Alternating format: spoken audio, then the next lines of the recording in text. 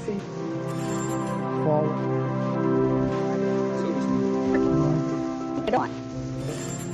PC. Doing. Forward. So to speak.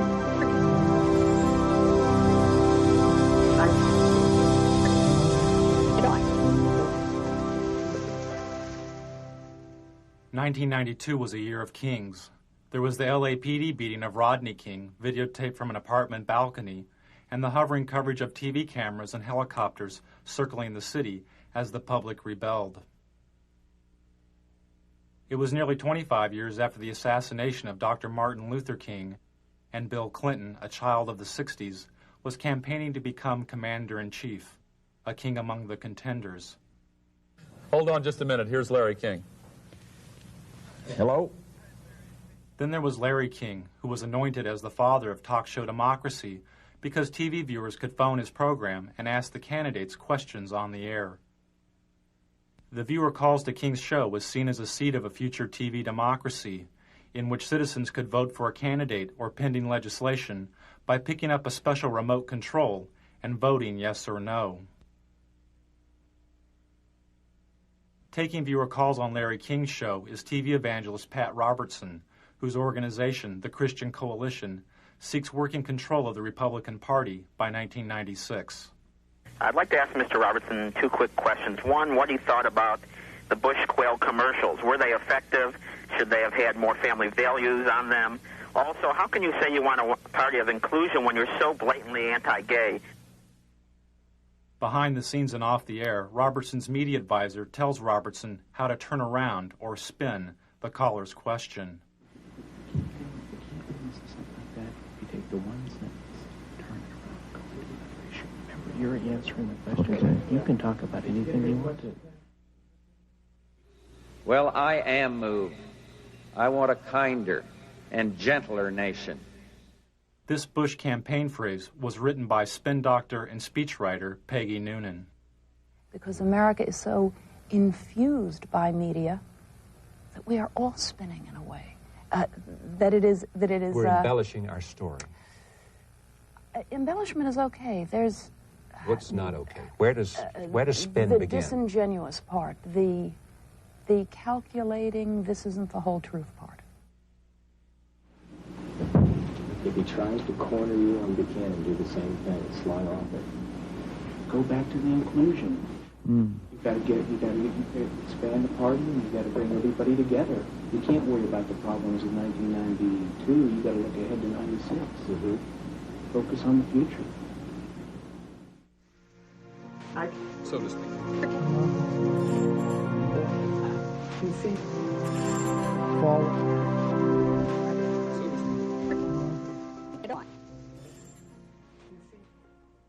Anyone with a home satellite TV system, like the ones you see in bars or in people's yards, could have picked up Robertson and his spin doctor chatting off air.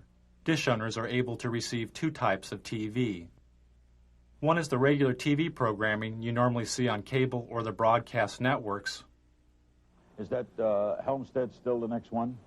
The other type of TV is the satellite feed, in this case the feed of George Bush and Larry King chatting during a commercial break.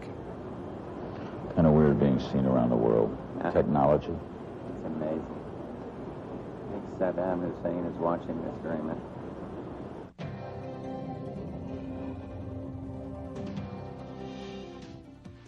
Satellite feeds are used by the networks to transmit images of news events from around the world. An event covered by the network is transmitted up into space to a satellite. The satellite receives and retransmits the image of the event back down to Earth to the network's headquarters, where the video image is edited and contextualized as television. The home satellite dish owner can watch regular TV, or they can tune in the satellite feed and see the event before it has been packaged by the networks as television. In 1992, I bought a couple of satellite dishes and spent the entire year flipping through the channels looking for feeds. I'd lock onto a satellite and go channel by channel through its transmission, recording the feeds. Then I would move on to the next satellite, and the next one, and the next one. By the end of the year, I'd recorded more than 500 hours of feeds. Don't put a lot of that garbage on it. What is this? Are we on the national Can we turn that off? I don't want to be on national television being just made up. We're just turning the camera away from him, so you can be made up. Some of the feed guests knew, and some didn't know, their images were being broadcast, unscrambled and visible, to over 3.5 million dish owners across North America.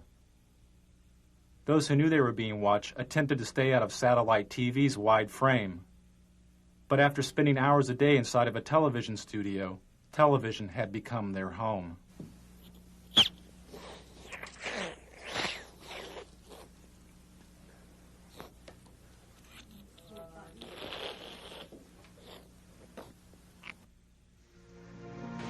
So to speak. PC. Forward. So to speak. PC. 1991 and 92 had been years of political extremes for George Bush. After the Gulf War in 1991, he had the highest approval rating of any president in modern history. But as the U.S. economy fell, so did Bush's ratings and his health. He and the First Lady Barbara Bush developed a thyroid condition known as Graves' disease. As Bush's ratings fell further, he decided to appear on Larry King's show. His appearance marked the first time a U.S. president had been on a call-in talk show in over 15 years. You feeling well, by the way? Yeah? Are you feeling well? Good, good. Lucky. Running still and played tennis yesterday. What is that disease you had? Crohn's? No, not Crohn's.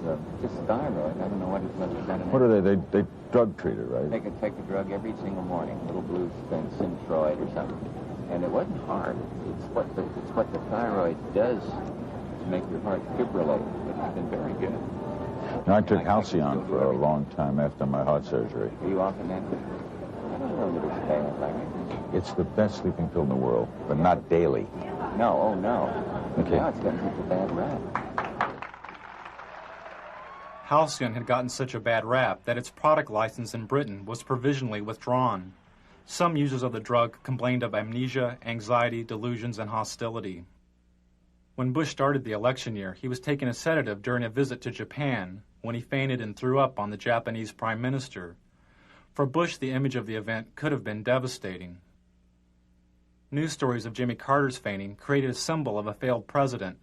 It haunted Carter throughout his campaign and helped Ronald Reagan reach the White House. The first minute of Bush's fainting episode and the reaction of the frightened dinner guest was not released by the networks and is not seen here. Only this footage after the initial fainting was made public. Newsweek magazine published a story about the event with photographs from the censored Bush fainting episode, but the photographs obscured the view of the president's face. All traces of Bush's nauseating performance would be cleaned up by the White House television crew.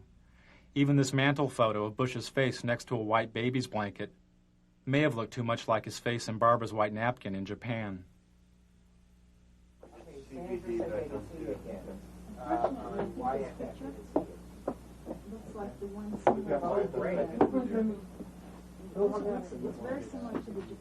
You want to take one of Anna? You got it. Do whatever you need to do. So to speak. PC. Forward. So to speak. PC. Forward. This is the White House television studio, the satellite TV hub, which the president used to make news. From the White House studio, Bush would go up on a satellite, give a 5-minute interview with a local news anchor, disconnect, hook up with another local news anchor, give an interview, disconnect, hook up with another one, and do this again and again and again. This type of satellite whistle-stop campaigning is called the satellite tour.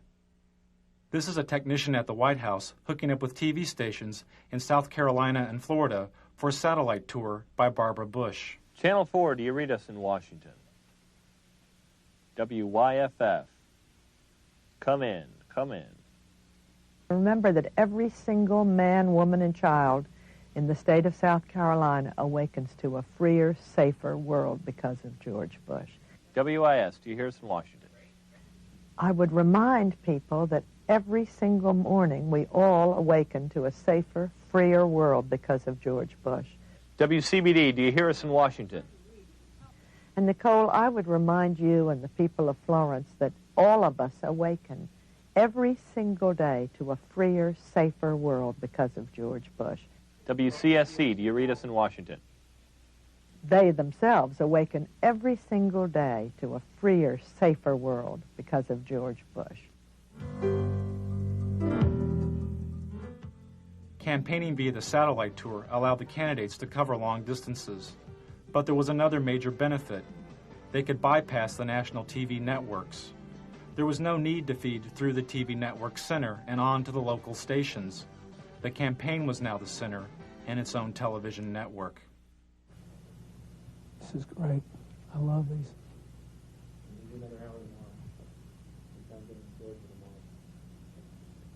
Can we do any more? We do some Maryland. We do those two Maryland. Got to do some more in Florida and Texas. Have we done all of Colorado today? Yeah, we got one more done. Today.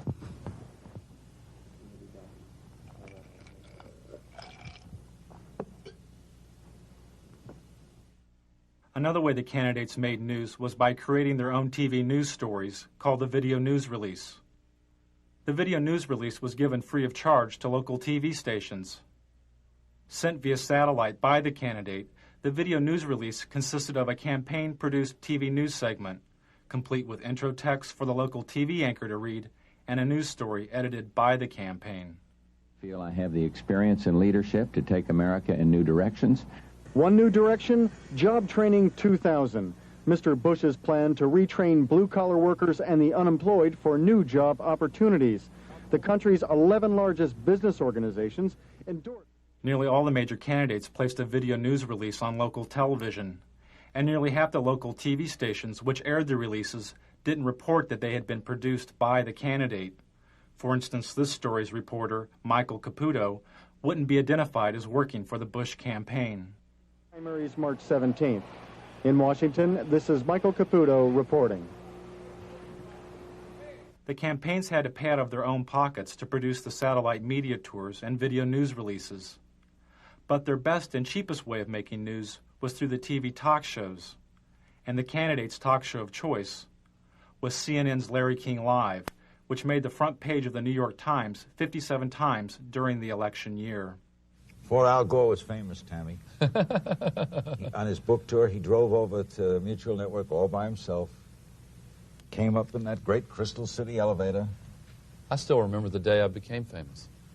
Yeah. When your column in USA Today came out. On that thing, on that book. I always remember the card you sent me. For the networks, making news meant making profits, as the candidates made nearly 100 talk show appearances. Tell Bill if he'd do that thing in New York, it'd be terrific. He's so good at this. Clinton. Yeah. One of the problems with staying on a bus too long is the two of you guys are so good on media. Towards the end of the election, candidate appearances increased TV talk show ratings an average of 40%. You know what you ought to do? You ought to come out on the bus trip with us one day. We could do a joint interview from the bus. Larry King said the campaign ratings bonanza turned the election into a TV miniseries like Roots or The Thornbirds. We're out of time. You can invite us on the bus. Okay. We have plumb run out of time. Thanks for coming, Al. I'd like to invite you to come on the bus with us. 1992 was probably an historic first, as a major network's advertising revenues from its political coverage made more money than it cost to report the campaign. For CNN, the election was a watershed, as the network received its highest ratings since the Gulf War. But I want him to finish the thought here, because that's the one break we have to hit live. It's in around the world, but it's hard to believe we're being watched in 151 countries. It's scary. I'm in Israel. I'm at the Wailing Wall. True story. Israel. Never been there before. There with my brother. I'm Jewish. It's my culture. Stand there as an old rabbi, davening. He's praying. He's old, a religious Jewish man. He looks up at me and he says, "What's with Perot?" Swear to God, what's with Perot? In Israel. I love it. It's crazy. Ted Turner changed the world. I'm a big fan of yours. Is it? He would serve you after. You know what I mean? I'm really surprised. He's ready. What's he got left in life to gain? After you're elected, think about it. No dope. That's for sure. Great guy to work for, too.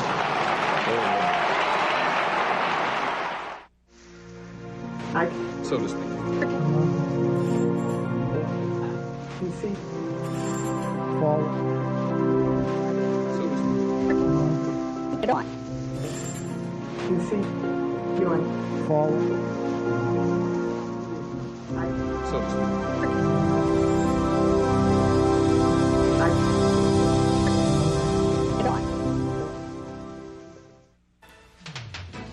Amid continuing allegations of tabloid reports pointing to extramarital affairs, Arkansas Governor Bill Clinton is this noon campaigning across the South.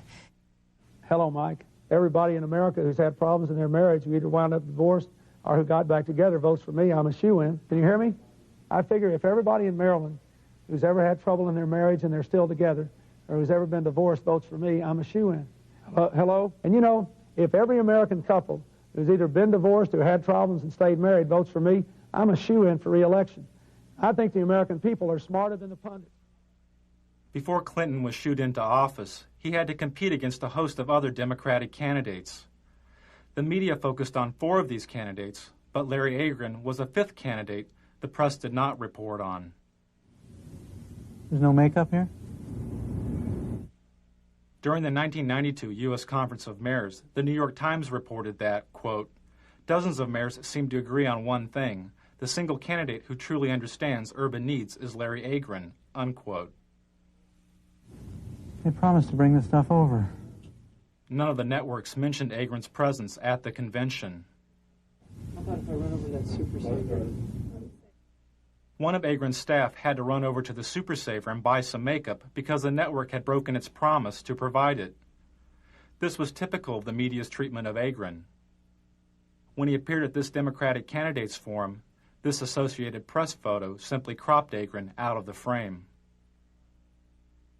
During the New Hampshire primary, the TV news reported the polling numbers of the top 5 Democratic candidates: Brown, Clinton, Harkin, Kerry, and Tsongas. When Agron moved into a 3-way tie with Harkin and Brown with 2% of the vote, most of the TV news didn't mention Agron.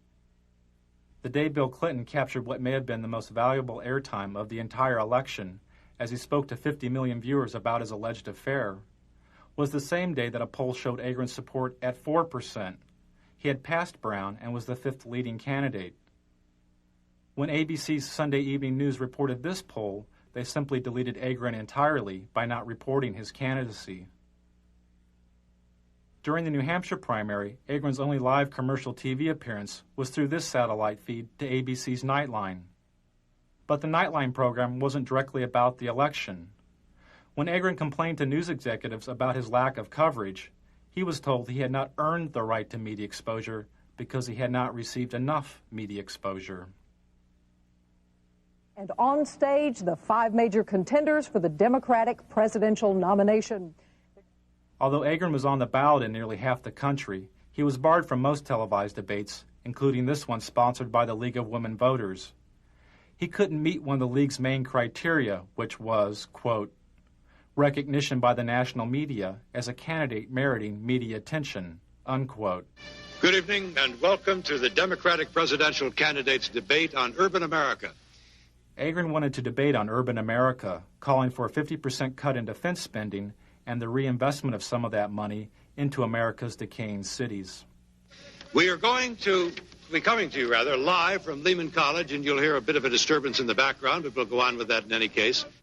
The disturbance is Larry Agron, asking to be included in the debate so that he can explain his plans for defense cuts and urban revitalization. Transfer of President Ferdinand Ferrer, and Mr. President, I suggest you wait for just a moment till the man is quieted or chooses to quiet down. All right, Mr. Agron was quickly arrested. His court date fell on the first day of the Democratic National Convention. During this campaign, but very little said about the problems facing America's cities. Tonight, we'll change all that.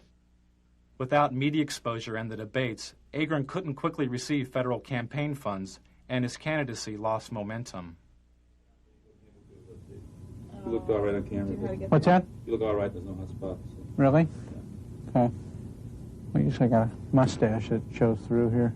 Okay, why don't you go get some stuff, Mike? I am going to go. Oh, yeah. There we go. Campaign funds.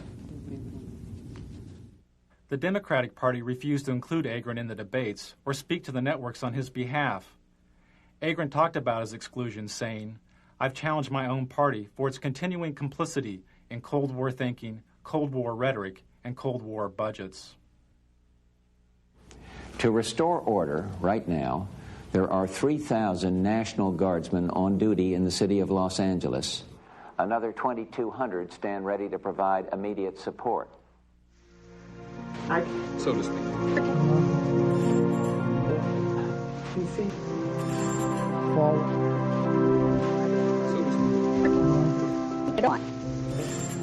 PC. Forward. Oh, what a beautiful morning.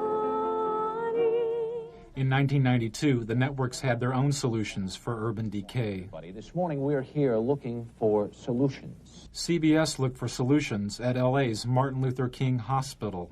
Well, a hospital like Martin Luther King can see more trauma than all of Western Europe does in a year. In fact, there's so much trauma there that the U.S. Army sends its combat surgeons there so they get a sense of what these very severe wounds were like. In fact, when I was in the Gulf War, a number of the senior combat surgeons had trained right here at Martin Luther King Hospital. Dr. Bob, thanks. Before he went on air, part of Dr. Bob's diagnosis was cut out because it was too obtuse. Yeah, so what's your impression? Because my impression is, places like South Central LA, around the country, look more and more like real third world countries, or third world countries without the hope. That is, they had no medical care, they had no real economy, and yet in a third world country, it's developing. There's some onward development. There's some vision for the future. Well, your impressions of the medical care, are you talking about? I think that gets too obtuse. How about if I were to ask about the level of the trauma care here has always been considered superior, has it not, to other parts of the country? Cook, 30 seconds. Yeah, it's the best, Why don't I say something like that? Okay. As the conditions of the cities became obtuse to the networks, they turned to the suburbs to render a verdict on the campaign. And later, eye on the campaign. You will see and hear some of the suburban voters who may very well decide this election.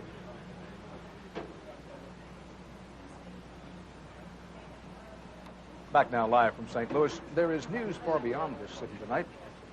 In, what is this, in Hawaii? In Haiti. Oh, well, they all look alike. In Haiti, a huge explosion leveled a three-story building in downtown Port-au-Prince.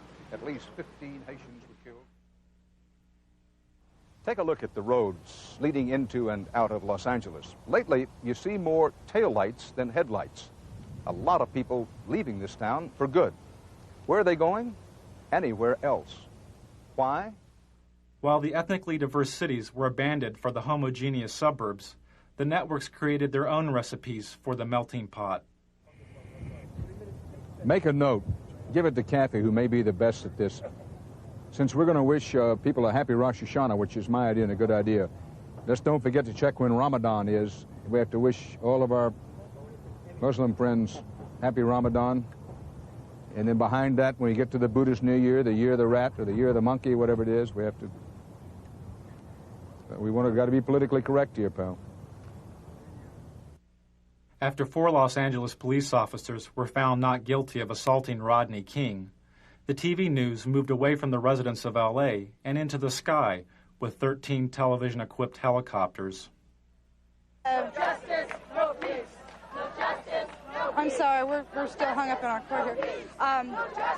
They're just marching up and down the streets, and they formed a big bulkhead here at the end of the corner.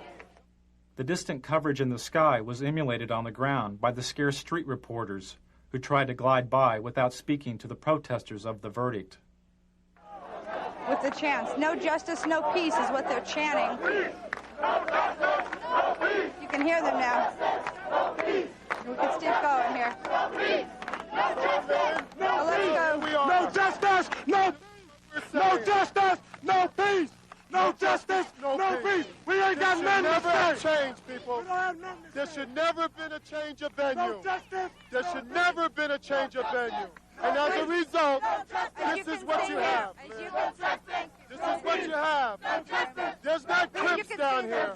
There's no Bloods down here. There's just concerned citizens down here that don't like the way the system is done. This is what we're talking about. Could you tell me, sir, could you tell me? Could you tell me? The police are closing in. They're trying to surround us. Okay, they're off. No justice. You did that, they cut us. Huh? They cut us when you did that. No justice, no peace. The voiceless scenes from South Central L.A., where nearly 50% of the children live in poverty, was contextualized by the $600,000 a year TV news anchors. As the looting goes on in a senseless fashion, people arguing for sanity on the one hand, simultaneous looting in a random fashion for things that people can't even use. 25 years ago, the media's coverage of the riots in the Watts area of Los Angeles was called racially divisive by the federally empowered Kerner Commission. The commission was formed in order to find the root causes of the urban violence of the late 1960s. It found that one cause was the massive economic collapse and poverty of the cities. The other was the media. The Kerner Commission found the media guilty of failing to communicate to all ethnic groups the complex and fundamental problems of race relations. This LA news anchor made these comments moments before reporting the verdict in the second LAPD beating trial of Rodney King. Okay, I'm standing by, ladies and gentlemen. We don't have shit to say. We don't have anything to do. But by God, the management of this company deems it necessary that I come on the morning and shock the shit out of all of you. In just half an hour from now, the jury in the federal Rodney King beating trial will be back in session. The Kerner Commission said media's failure to communicate was caused in part by the media's shockingly backward hiring practices. Hardly any people of color worked as TV news directors, the people who set policy and make decisions. Television responded to the criticism by hiring cameramen, clerks, and makeup artists that were African American, Latino, and Asian American. For each of these ethnic groups, the number of TV news directors is a few percentage points above zero since the Kerner Commission's verdict 25 years ago. You announced that they get rid of their gates tomorrow, and they'll stop tomorrow. You announced that. As the networks covered over the voices from L.A., the candidates told the story of their own. I felt anger. I felt pain. I thought, how can I explain this to my grandchildren? This was very effective. Yeah. What? Bush destroyed the claim. No, and also when you talked about talking about Barbara and your kids, about How to explain this to my grandchildren. And given the fact that this is a presidential election year, it's also a challenge to the man who would challenge the president for the country's leadership.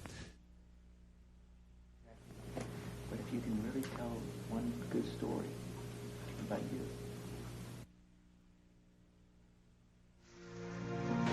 So to speak.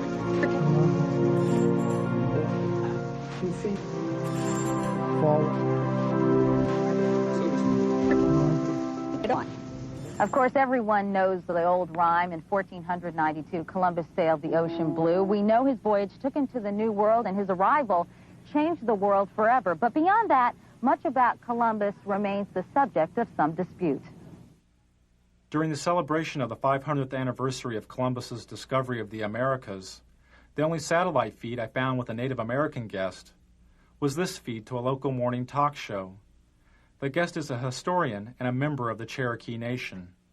As you said he presided over death of 250,000 people. No, that wasn't at his own hand. That was others who followed him and disease and that sort of thing. No, he couldn't control. No, I'm talking about like his first 2 years here, 250,000. It's pretty well documented. He took his interpreters, he took his guides as slaves. He chopped off the hands of anyone over 14, any male over 14 who couldn't bring him gold. He took women as sex slaves for his men. Dr. Mattei, I want to thank you very much for coming by. Thanks for spending some time with us this morning on the Good Morning Show. You're welcome. That was brief. Okay. Hopefully painless, sir. The painful lessons of Columbus's past were never mentioned as the networks debated his legacy. Interesting debate. I'm not sure we settled it this morning, but we appreciate trying. That's true.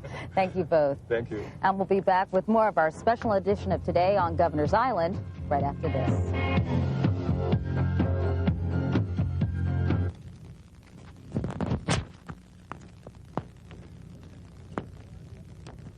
What did he say that made any sense? Anything? They just, think that he ruined the paradise and had no respect for nature and treated the Indians like dog do and... What the hell does he know? 1 minute. Okay. So to speak. You see, forward. So to speak. Go on. You see, doing forward. I think I'm pregnant. The woman on the screen is Murphy Brown, a fictional TV sitcom character. Doesn't help matters when primetime TV has Murphy Brown. He is talking about you. Epitomizes today's intelligent, highly paid... Vice President Dan Quayle blamed the LA riots on its citizens' lack of family values, instilled in part by the Murphy Brown TV character. He said it was not economic poverty, but rather a poverty of values promoted by the Brown character, which caused the burning of L.A. Highly paid professional woman, mocking the importance of fathers by bearing a child alone and calling it just another lifestyle choice. Politicizing sexuality was not new to Washington. I'm an executive producer. I'll just executive produce this baby. Sexual politics helped Ronald Reagan reach the White House and gave birth to the new religious right.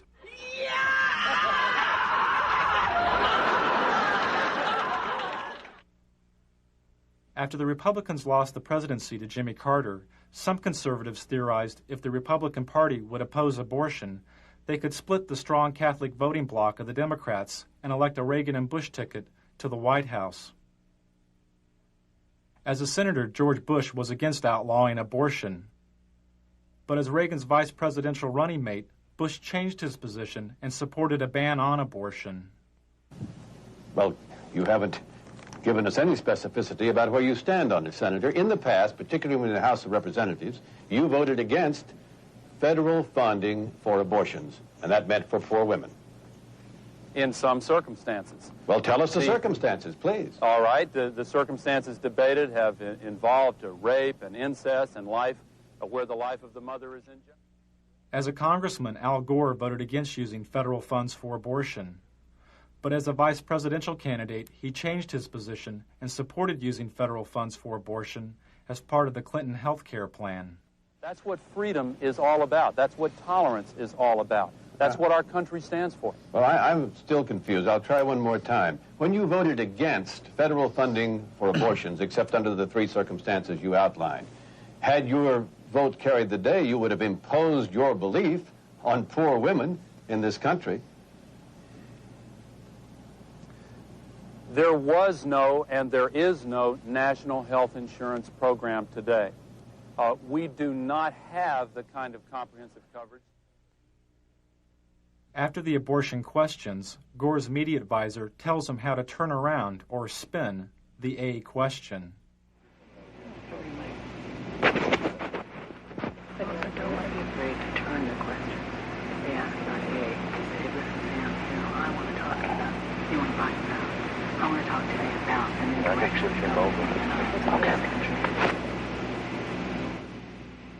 Okay. And the president of the Christian Broadcasting Network, Mr. Pat Robertson. The 1992 Republican National Platform called for a complete ban on abortion. Nearly 30% of the platform committee was controlled by the Christian Coalition and its president, Pat Robertson. The goal of Robertson's Christian Coalition is to gain working control of the Republican Party by 1996. I have 2 television networks. I have 3 radio news networks. I'm starting Standard News. I have 50 reporters right now working for me that are very fine. Robertson's reporters work for his Christian Broadcasting Network, or CBN. Through the 700 Club, CBN News reports reach over 43 million homes in the U.S. Operation Rescue has targeted 5 abortion clinics in Buffalo for a minimum of 2 weeks of activities aimed at shutting the facilities down. In 1992, Operation Rescue was a top news story for CBN. A battle both sides vow to win. Andrea Francis, CBN News.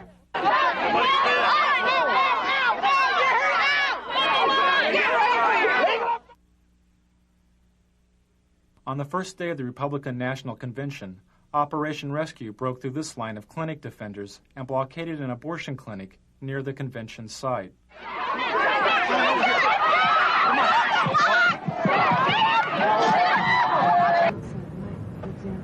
That same day, Robertson had this discussion with a CBN staff person. I have sent word to keep that Operation Rescue. I don't want one word on this program this week about Operation Rescue. Well, we're not. We're not. I don't want to cover it. I don't want to talk about it. And I want you to work. That same morning, Republicans who supported women's right to choose an abortion held a rally in Houston led by Ann Stone. Ann Stone, that much right there. I mean, we felt like we should cover it as in. Don't cover anything about the abortion debate any longer. It doesn't matter. They passed the platform. You need to get cameras covering our rally, our God. Oh, we're there. We're going to be there. And does it start? And then you need cameras It's crunch shooting time for President George Bush. Or me sitting in the vice president's spot. Various things. You're going to be in the president's spot? Both. Both. Okay. 5 minutes before. But I believe in objective news. I believe in balanced news. I don't want to slant the news. I just want to tell it like it is. How many camera camera crews do we have? We have 2 here. All right. You get 2 reporters, and you stick those cameras in the face of anybody you want to, and start asking questions. Hey, you Luke, want to ask a tough question, ask I let them know right now we haven't seen you. I mean, get out there. Don't even say who you're from. He doesn't show that we'll just go from the What do you think is the president of the taxes? You think this thing by person off, there might be a military gimmick? You think that's election? I mean, stick it to we'll discuss with them. You know what I'm saying? I mean, and cameras right in their face. Senator, go up and ask you a question. Boom. We'll do it. We'll do it. If they want to play hardball, we play hardball. I'm not sure at that point there's going to go on. Televangelists play some of their hardest ball at the expense of the gay community by using the AIDS crisis. 52, 786. It was a squeaker, but we made it. And the totals are going. By 1985, viewers were giving an estimated $100 million a year to Robertson's TV program. When televangelist Jim Bakker was sent to prison for mail fraud, and Jimmy Swaggart was caught with a prostitute, viewer donations to televangelism plummeted. A lot of broadcasters are gone. Some needed to, some it was financial pressure. Televangelist Jerry Falwell's ministry was nearly bankrupt. Then he sent out a fundraising letter which claimed AIDS-infected homosexuals were purposefully infecting citizens by knowingly giving their AIDS-infected blood to blood banks. In the fundraising letter, Falwell said, quote, "They know they are going to die, and they are going to take as many people with them as they can," unquote. His ministry was revived.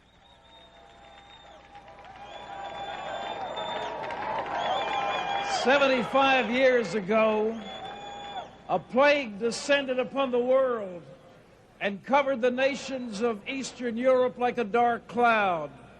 But ladies and gentlemen, a more benign but equally insidious plague has fastened itself upon the families of America."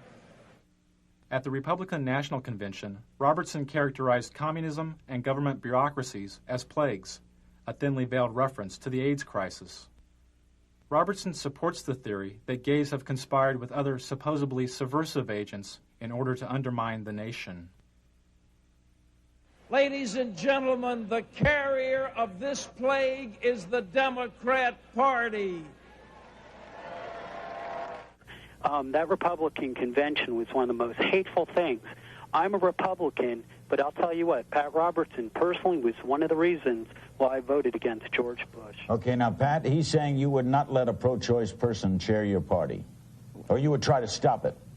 He just contradicted what I just said. I'm sitting here in this chair telling you something different, and he said I won't do it. How does he know what I'll do? I think if he obviously didn't hear my speech at the convention, because it closed with a beautiful story of a lovely lady holding a little starving child in her arm, and it was a call for a better world and one nation under God. I can't see how anybody said that was hateful. I don't know where he's coming from, but there's something there that is not just on the surface, I think, because I didn't say the things he said I did. We'll be right back with Pat Robertson and Lynn Martin and more of your phone calls on Larry King Live, then Tina Sinatra. Don't go away.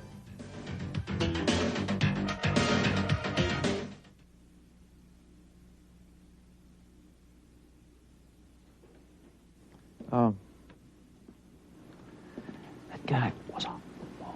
Yeah, sure alive. You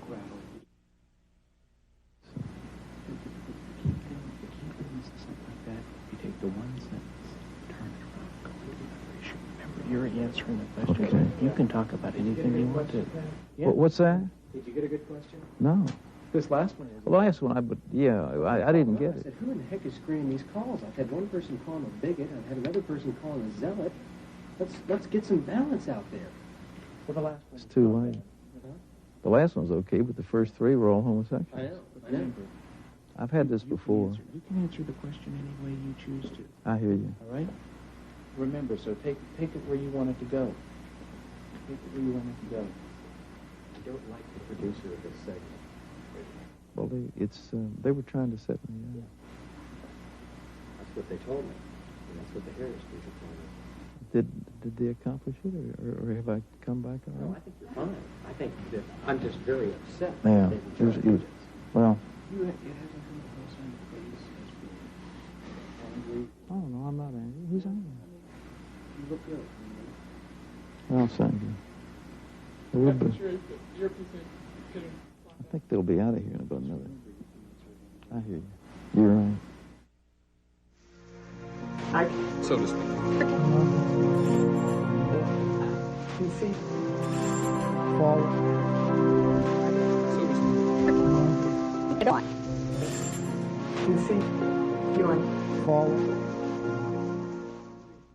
According to research and polls on the 1992 election, the information source which Americans valued more than TV news and TV talk shows was the presidential debates. And this would mean that there would be 4 televised presidential debates, more than ever held in any presidential election. And if Governor Clinton is serious about debating, he will accept this challenge, and he will instruct his campaign officials to meet promptly with my campaign officials to work out the details directly between the parties. Let's get it on. Bill, baby, let's do it. Get it on, as we say. Let's get up there and get it on, side by side. Sunday night, Mr. Bush is going to go on Larry King Live. So what I think is, Larry King ought to have us both on there and let the American people call their questions in. That's what we ought to do. Then we get the best of both worlds, one moderator and millions of questioners. I think it would really be a great thing. So I've asked our people to contact Larry King and see if we can arrange it. I'm ready to go. Let's get it on. Hi, Tom, can you hear me? Yeah. They've just confirmed both sides. They're meeting at 8 o'clock tonight. Okay. I think it's at Mickey's office. Malik, Teeter, Darman will attend for the president, and they have turned down Larry King, so I've rewritten my live lead. After Bush turned down Larry King's show as the site of the first presidential debate, the debate over who would be moderator of the debates continued, as seen in these satellite feeds recorded over a 10-day period. Al looks great. You saw where he proposed you as the moderator of the debates. Who? What didn't we? I think we did. Yeah. When he was going, when the president was going to be on the show. I'd be happy to be at it. That shocks me. I think they'd. I think I'd be a fair amount. You'd get a very big. Yep. I do too. I'm the fairest person, I think. I'll let you know. Right on.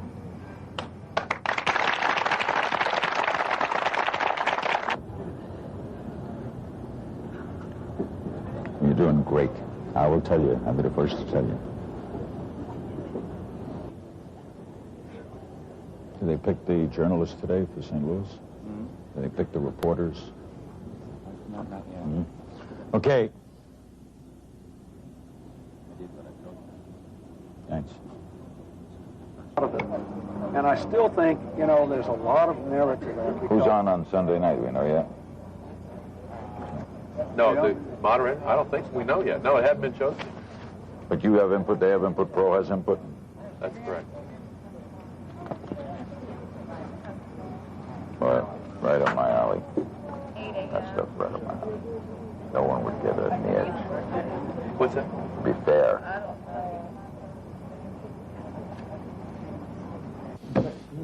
You'll sit best in the debates. Because you don't come with any baggage. You could elevate it. Every time we talk about something silly, you say, come on. What are we wasting time? To me, you sit very effective. You could have a great effect on this. Just let's go get it on. Get it on, so to speak. King was never chosen as the moderator of the debates. Good evening and welcome to the second of 3 presidential debates between the major candidates for President of the United States. So, President Bush, I think you said it earlier, let's get it on.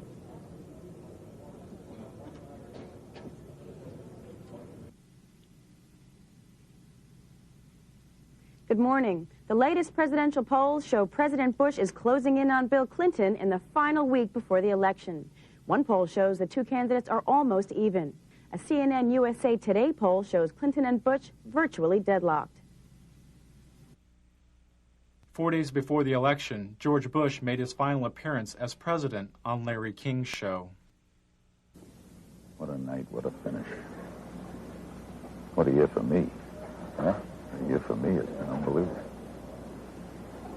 Changed the world. It's different. CNN poll today? Mm-hmm.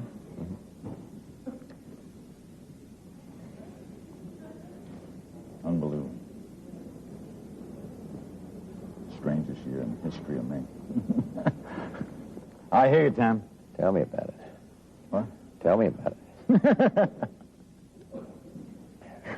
Hold on. God, I got a darn cold. You got a cold? Fever. Some of my brothers in the drug business. Hold on one second. Slight cold.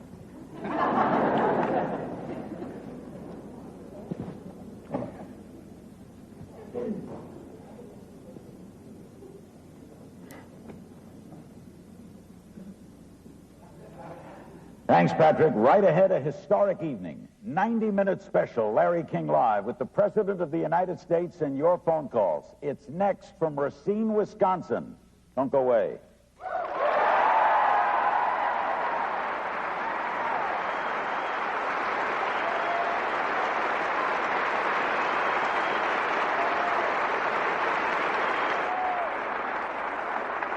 My brother's in the pharmaceutical business. He says there's a new pill coming from Israel, better than Halcyon. Beat for sleeping or beat for just great?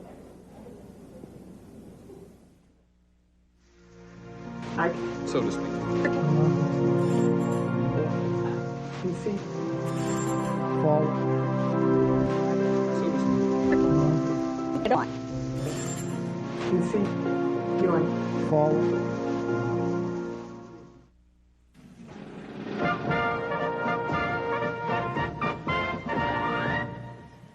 We're back. It's now shortly after 9 o'clock in the east. Polls are still open in the west, of course, in the mountain time zone as well.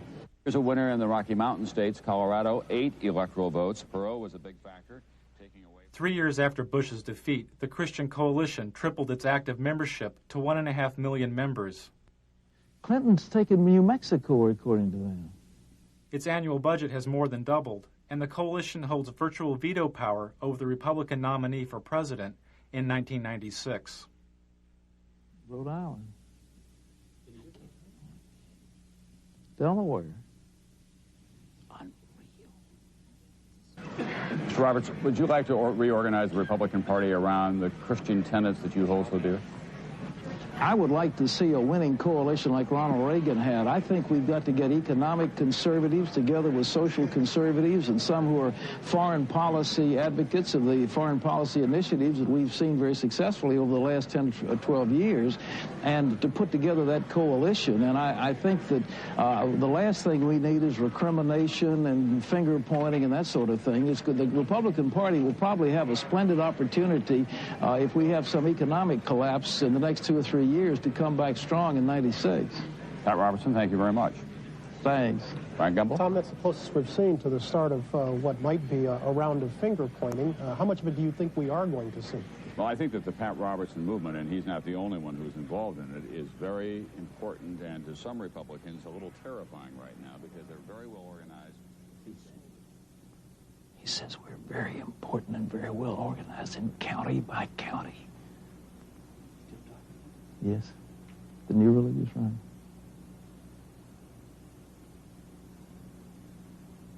They'll organize out of sight of the conventional machinery and then go out and win.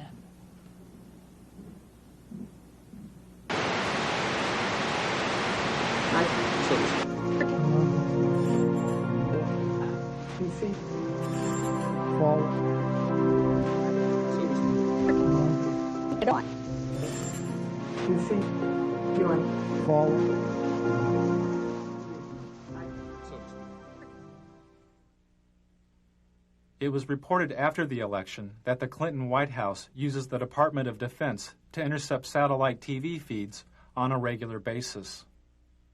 This monitoring practice started during the 1992 election, as Al Gore's wife, Tipper, found out during the campaign. Everyone's watching on Little Rock. Okay. They're watching these satellite feeds? Oh, yeah, we can, you know, that we pull it, whenever any of you all do a satellite tour, they pull it down on Little Rock on all the monitors and the whole headquarters. Just the actual interviews, not this part. The Clinton campaign also intercepted the satellite feeds of the TV network news.